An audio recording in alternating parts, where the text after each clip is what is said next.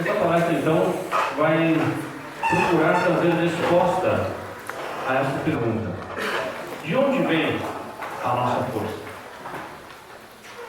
Hoje de manhã temos ouvido o nosso versículo base de Josué, que diz: seja o quê? Seja forte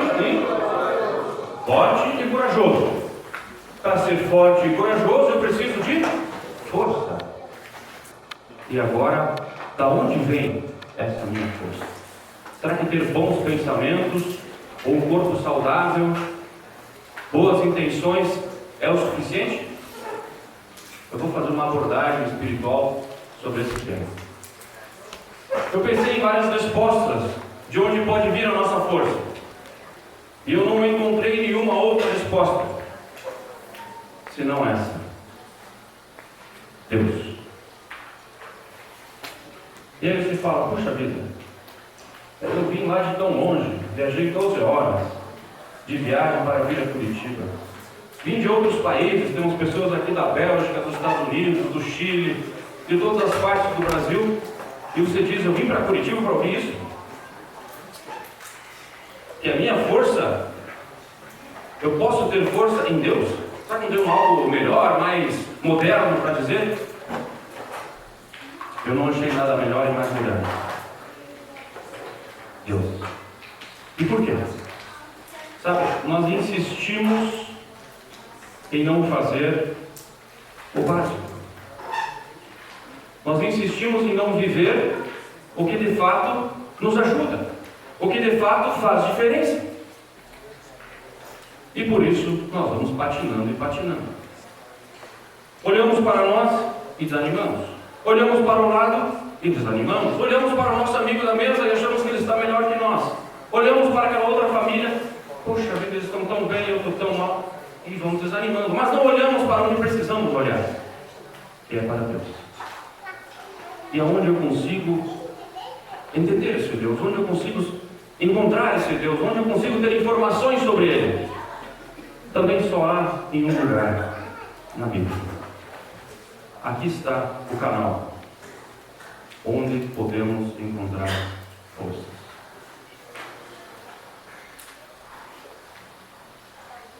É importante que você leia a tua Bíblia para saber quem é esse Deus,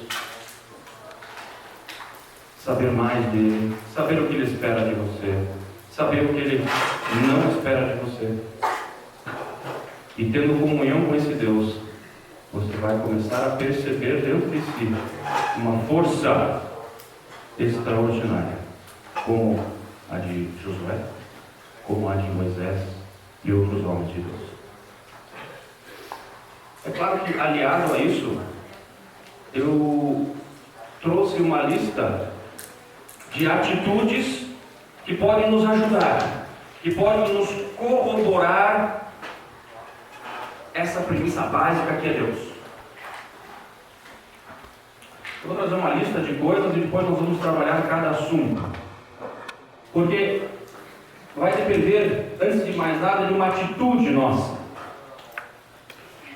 Um crente que tem força é um crente que tem atitude diante de Deus. Ele só não pensa como vai ser, como faz, como deixa de fazer, mas ele age. Ele tem atitude. Atitudes como, por exemplo, o reconhecimento do quê? Eu já vou falar para vocês. A atitude da oração, a atitude do foco, a atitude do convívio correto e a atitude de congregar-se. Cada um desses itens eu vou mostrar agora para vocês. Essas 5 coisas vão nos ajudar a nos agarrarmos em Deus, que é aquele único que pode nos dar força em qualquer situação. Vamos ao primeiro ponto aqui, que é o do reconhecimento.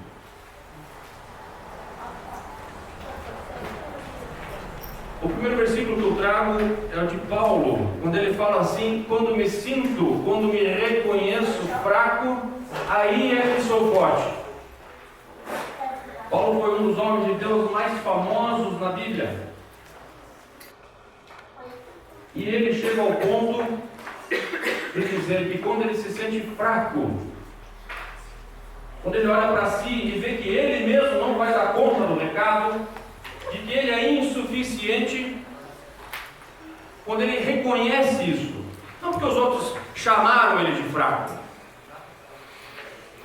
não porque o irmão falou assim, você é um fracote, você caiu, você é isso, você é aquilo, não, ele mesmo diante de Deus se viu fraco, impotente, incapaz. Nesse momento ele diz, surge uma força dentro dele, como essa foto ilustrativa aqui no deserto, sinal de fraqueza, de repente brota uma florzinha tão bonita.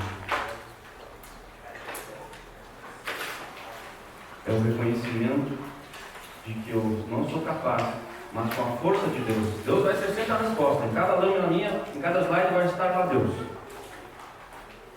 Ele dá força. Segunda dica. Lá do Antigo Testamento tinha um homem chamado Neemias. Ele disse: a alegria no Senhor é a nossa força. A dica que ele deu foi: vocês querem ser fortes? Alegrem-se no Senhor. Mas eu não conheço esse Senhor. Eu não tenho comunhão com esse Senhor. Eu não tenho uma vida ativa com esse Senhor. Então eu não posso me alegrar dele. Quem que vocês lembram em que contexto que Neemias fala isso aqui ao povo? Quem que lembra? Porque isso aqui foi na verdade uma resposta a uma reação do povo. Fala, meu irmão, faz. Depois encontra o livro, a lei ali do livro, né? O povo chora, ele insiste com o povo e fala que não era tempo de chorar, de se alegrar, ele anima o povo. Penso que é nesse livro. Exatamente, meu irmão. Faz tempo que eles não ouviam leituras bíblicas, o povo estava no cativeiro por causa da desobediência. Eles tinham voltado, de repente, Neemias, Esdras, têm acesso ao livro da lei. Eles reúnem o povo numa praça pública, está lá em Neemias 8, você pode ler. Reúnem na praça pública e começam a ler do livro. Nem deram grandes discursos, nem fizeram o que eu estou falando aqui, falar. Não, eles simplesmente leram do livro da lei. E aí, o Espírito de Deus começou a atuar neles, eles começaram a se compungir e começaram a chorar. E falaram: nossa, o que é isso? Que coisa maravilhosa! E aí Neemias e Esdras dizem: não, agora não é momento de chorar, é momento de prestar atenção e transformar essa emoção em força. E essa alegria que vocês estão sentindo em ouvir a palavra vai trazer força para vocês. E aí vocês podem continuar marchando atrás de vocês. A dica que eu dou é a mesma que daria. A palavra de Deus dá força. Leia a Bíblia. Fortaleça-se lendo a Bíblia. A Bíblia é a palavra de Deus. Lá é Deus escrito falando com você. O terceiro versículo que eu trago: seu extraordinário poder, força que opera em nós os que cremos. Efésios 1, nosso irmão Reinaldo falou que em Efésios temos muitas bênçãos espirituais. E uma dessas bênçãos adicionais é de que dentro de nós, os que cremos, se você é um crente no Senhor Jesus, você tem fé. Quando você crê que o Senhor é poderoso, isso traz dentro de você uma força extraordinária. Essa palavra não fui eu que pus, está lá em Efésios 1. Uma extraordinária força. Vinda de onde? Do poder de Deus. O que eu preciso para isso? Crer. Eu preciso confiar nesse Deus. Eu preciso ter uma relação com Ele. Acreditar nele. Crer nele. E aí, me dá força. Me dá força. Segunda dica, essa era a primeira, né? Falamos da Bíblia, falamos agora do reconhecimento. Vamos ao terceiro ponto, que era oração. Quero quero fazer uma pergunta para vocês. Vocês conhecem essa posição? Tem alguém aqui que, você não precisa levantar a mão, mas tem alguém aqui que não conhece esse tipo de posição? Se você não conhece, eu te incentivo a experimentar essa posição diante de Deus. O quarto aqui aparentemente está vazio. O menino está vazio. Por que eu escolhi a foto do menino? Tem foto de adulto também. Mas parece que nesse sentido as crianças não são mais exemplos do que adultos. Uma criança ensinada a orar, ela ora. Eu ouvi de relatos de pessoas aqui no meio, não vou dar o nome, mas eu ouvi no andar desses anos de pessoas que me disseram que não conseguiam dormir sem que antes o pai ou a avó orasse com elas. Mas eu sei que, infelizmente, nós como adultos somos muitas vezes o contrário. Por querermos dormir, abrimos mão da oração. É o contrário. E daí no dia seguinte nós não temos força. Por quê? Porque nós não tivemos esse momento diante de Deus.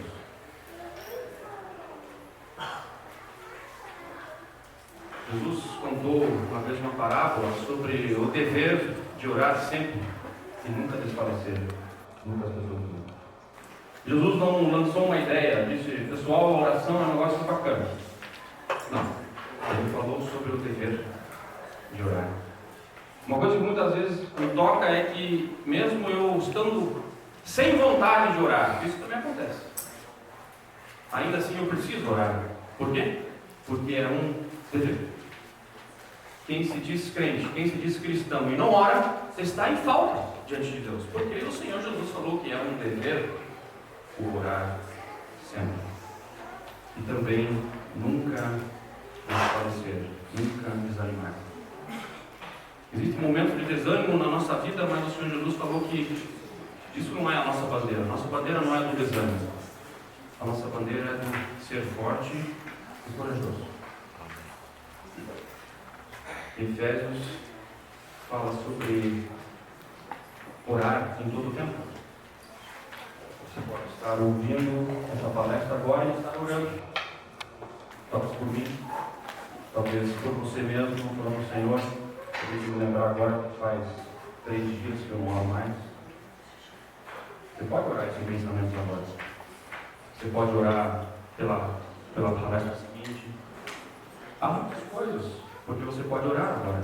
Em todo o tempo, ao mesmo tempo que você olha para mim e faz suas anotações, sua cabeça vai orando, vai pensando em Deus. E isso traz o quê? Força. Eu li esses dias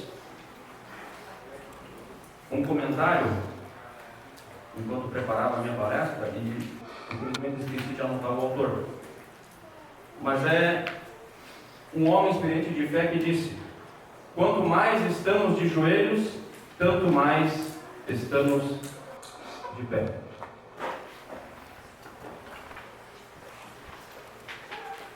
Um homem, há 200, 300 anos atrás, um homem de fé, ele escreveu isso, de experiência própria. Quanto mais ele ficava de joelhos, mais tempo ele estava de pé, mais tempo ele era forte. Vamos agora para a terceira dica. Foco. Termos um objetivo. Tem que estar claro para nós. Se nós queremos de fato ser firmes e corajosos, fortes e corajosos, para lutarmos a boa luta da fé, ou se nós não queremos isso. Se você não quer lutar para ser vencedor diante de Deus, você pode ficar relaxado. Agora, se você não quer ficar relaxado, porque você quer lutar, você quer fazer diferença na vida das pessoas, da tua família, dos irmãos ali onde você reúne, você tem que ter esse objetivo. Você tem que ter essa meta, você tem que ter esse alvo. E nessa caminhada, nesse foco, certamente não faltarão momentos de desânimo. Momentos em que você tenha vontade de jogar a toalha.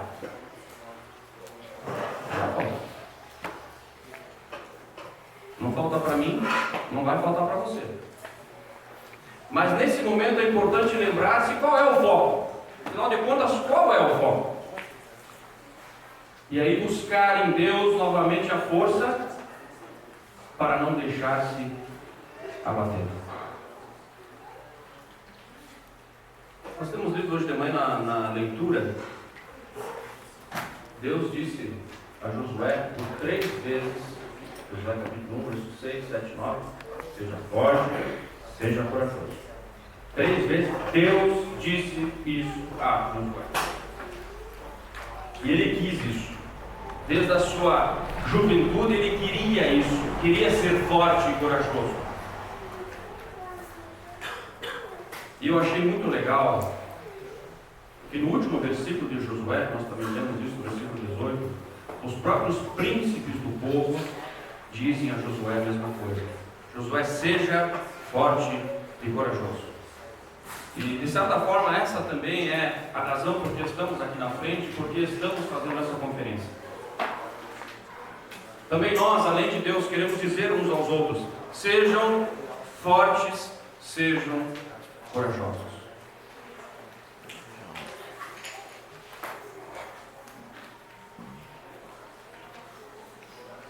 Um outro aspecto, quando nós temos foco, é nós nos cuidarmos, sermos vigilantes.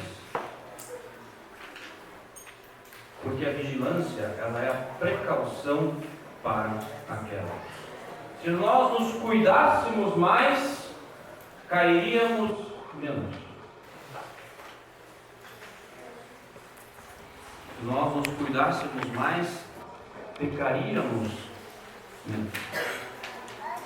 Sabia que quando a gente cai, quando a gente fracassa, quando a gente peca, é fruto do nosso descuido?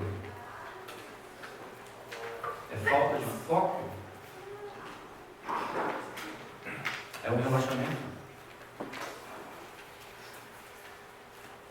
Esse item vigilância é importante nós avaliarmos algumas vezes na nossa vida. Talvez essa conferência seja um momento bom para isso.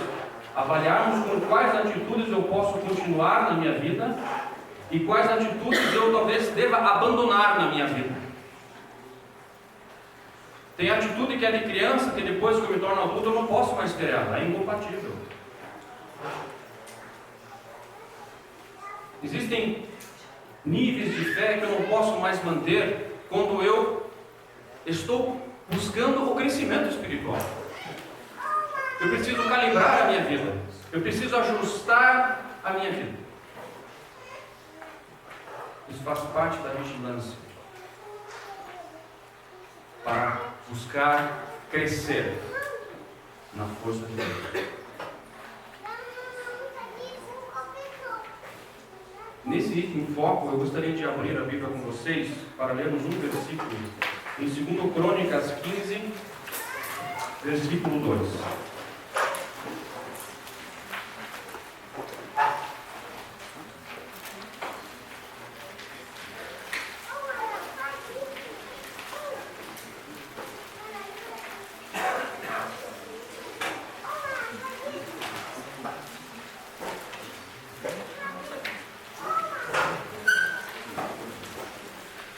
Crônicas 15, versículo 2 diz assim: vamos ler o versículo 1 por causa do contexto. Então veio o Espírito de Deus sobre Azarias, filho do rei, e saiu ao encontro de Asa e disse-lhe: ouvi-me, Asa, e todo Judá e Benjamim. Atenção, o Senhor está convosco, enquanto vós estáis com ele. E se o buscardes, o achareis. Porém, se o deixardes, nos deixará. O que esse versículo está mostrando para nós? Que a força do crente é uma via de mão dupla. É Deus me fortalecendo e eu me fortalecendo em Deus. É eu estando com Deus e Ele estando comigo. É eu procurando a Deus e Ele me encontrando. Por outro lado, é eu me afastando de Deus e Deus se afastando de mim. É uma via de mão dupla. Não adianta colocar a culpa em Deus. Eu vou repetir. O Senhor está convosco, enquanto vós estáis com Ele. Essa é a nossa responsabilidade. E se o buscardes, o achareis. E se não buscardes, não vai achar. Se o deixardes, também Ele os deixará. Vamos para a próxima dica. A dica do convívio. Porque todos nós, Deus nos criou como pessoas sociais. Nenhum de nós ama de verdade ficar sozinho. Todos nós queremos companhia. Queremos amigos. Mas quem são esses nossos amigos? Quem são esses nossos allegados? São pessoas que vão nos ajudar nessa busca em fortalecer-se em Deus? Nós precisamos avaliar isso. Você precisa avaliar isso. Tem um versículo que diz em Tiago 4, esse é o aspecto negativo. Vou mostrar um negativo e um positivo. O negativo diz assim: qualquer que quiser ser amigo do mundo, constitui-se inimigo de Deus. Se você quiser ser amigo do mundo, você vai ser. É uma decisão sua. Só que nesse mesmo momento, você está se constituindo em inimigo de Deus. Agora pense, nós vimos que a nossa força está em Deus. Se eu sou agora um inimigo de Deus por ser amigo do mundo, então a minha força, não tem mais força. Vou pegar um exemplo positivo. O salmista, ele diz: alegrei-me quando me disseram, vamos à casa do Senhor. Alegrei-me quando me disseram. Quem que disse isso para mim? Aos meus amigos. Nota 10 para aquele amigo seu que disse: você vem comigo lá para a conferência de Curitiba? Vamos até fazer um teste aqui. Quem que veio incentivado ou motivado por um amigo aqui? Um amigo, irmão que disse: essa menina aqui, levanta a mão bem alto. Você veio porque uma amiga convidou ela. Quem mais? Você, 4, 5, 6, 7, 8, 9, 10, 11. Alguém que veio por convite?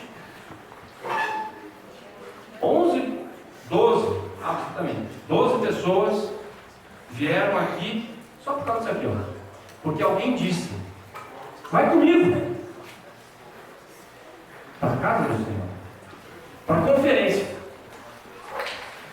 Ele não disse: vai comigo para o carnaval, vai comigo para balada, vai comigo para não sei onde. Ele não disse isso. Ele disse: vai comigo para ouvir a palavra de Deus. Esse amigo seu aí, ó, dá um voto de mais para ele. Ele fez com que você saia fortalecido em Deus. E você que convidou, um sorriso para você. Esse time aqui, ó, vai crescer, vai se fortalecer em Deus. E esse time aqui, ó, vai descer o barranco. Veja como é importante selecionarmos os nossos amigos e os nossos allegados. A próxima dica, e essa era a última, é a importância de nós nos congregarmos. O Senhor Jesus disse: onde estiverem 2 ou 3 reunidos em meu nome, aí estou eu no meio deles. Ora, se a nossa força está em Deus, eu preciso estar onde Deus está.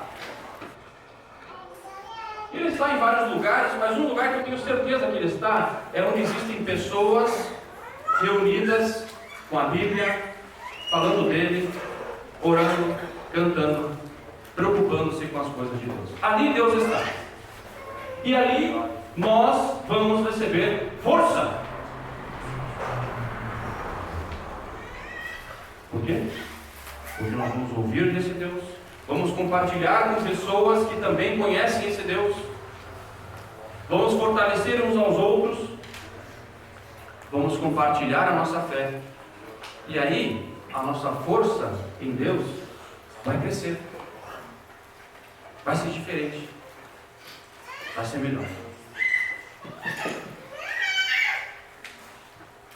No livro de Hebreus tem uma recomendação que diz assim: não abandoneis as vossas reuniões, como é costume de alguns. Esse versículo tem duas formas de você ver ele. Uma forma é como se fosse uma citada, né? Alguém pega um cinto e fala: rapaz, você dá costume de não ir. É uma forma de ver esse versículo. Uma outra forma também de ver esse versículo, que é assim: ô meu irmão, meu amigo, não abandona a reunião, rapaz. Faça isso. Não é bom para você abandonar as reuniões. Pode ser que seja teu costume, eu percebo que é teu costume faltar. Não é um bom costume. Adquira um outro costume. O de estar presente, ou de estar junto. Vai ser melhor para você. O costume de estar onde o Senhor Jesus está é um costume muito melhor do que o costume de não estar onde o Senhor Jesus está. Isso faz diferença do nosso nível de força espiritual em Deus. Esse é meu último slide.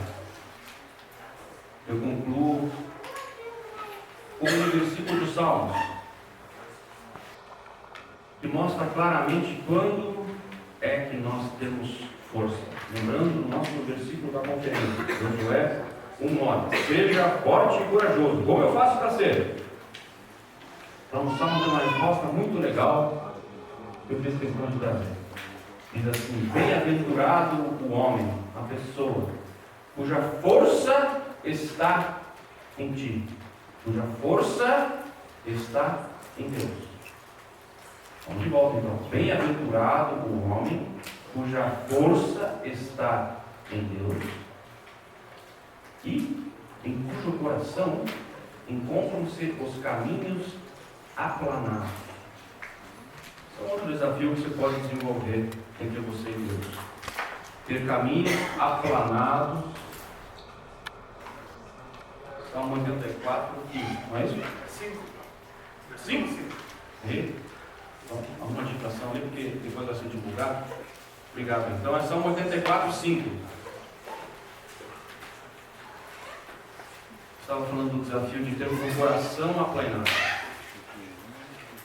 Um coração reto diante de Deus. Um coração justo. Um coração que ama e busca as coisas de Deus. Vamos repetir junto? Bem-aventurado o homem cuja força está em ti, e em cujo coração encontram-se os caminhos aplanados.